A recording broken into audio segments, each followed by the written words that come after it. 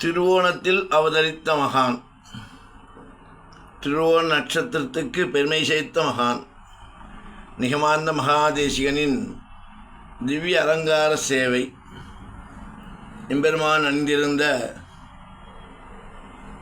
எம்பெருமான் திருவுருவம் பொதிக்கப்பட்ட வெள்ளியால் ஆன காசுமாலை சாற்றி கொண்டிருக்கிறான் நிகமாந்த மகாதேசிகன்.